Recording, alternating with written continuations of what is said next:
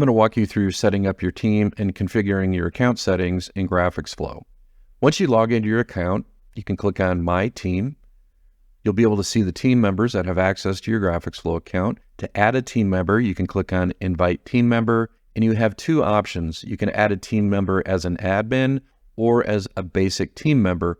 Team members that are basic team members have access to my art approvals, the stock art, but they can't view or edit any organizational level settings, and they don't have access to purchasing upgrades.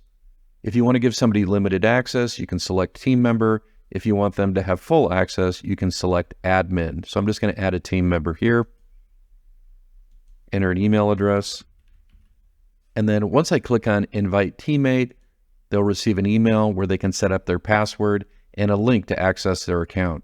If you'd like to demote an admin to a team member or remove someone, you can click on the three dots button, click Remove Team Member, Demote Team Member, and you can also transfer ownership from one admin to another. The number of team members you have available in your GraphicsFlow account is going to be dependent on the plan that you're currently signed up for. To configure your account settings, click on the Account Settings link. You'll be first presented with Organizational Profile.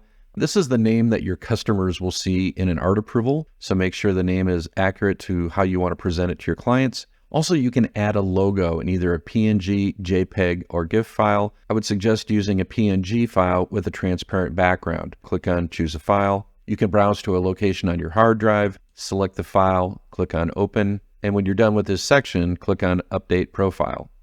Next, I'll configure art approvals.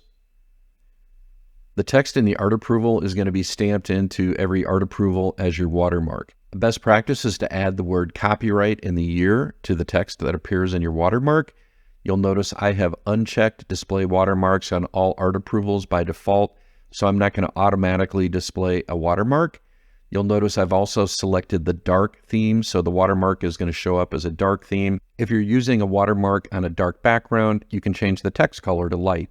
You can also select the position of your watermark. In this case, I have it set up as a repeat, but I can also center it. I'm going to select the repeat option, and you can also change the rotation angle of your watermark. If you want to increase the size of your watermark, you can use the slider to increase the size. And you can also vary the opacity of the watermark.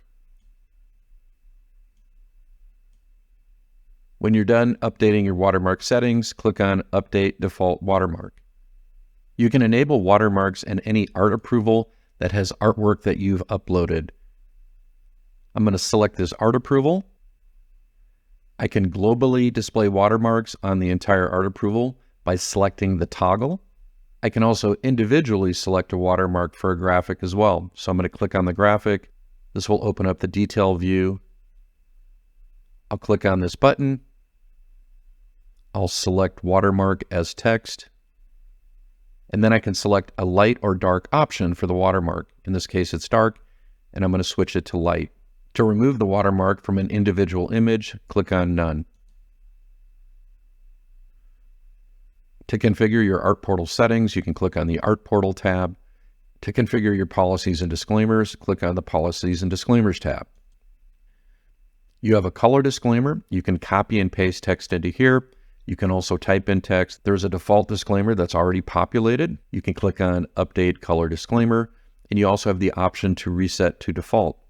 The terms and conditions are what the customer will be prompted to click through when they approve an art approval. So you'll notice I added a section for copyright restrictions, letting the customer know that they don't have permission to take the artwork I've created for them to another supplier. I also have included a color disclaimer, letting them know that the colors that appear in the art approval may differ from the colors of the actual product. In order to save these settings, click on Update Terms and Conditions, and if you want to return back to the default conditions, click on Reset to Default. To review your plans and billing, you can click on the Plans and Billing tab. You can click on Manage Plan, and you can see what plan you're currently on. If you'd like to change your plan, add storage, or add additional downloads, you can do that from this section. If you select the drop-down list in the upper right corner, you notice you can sign out of your account.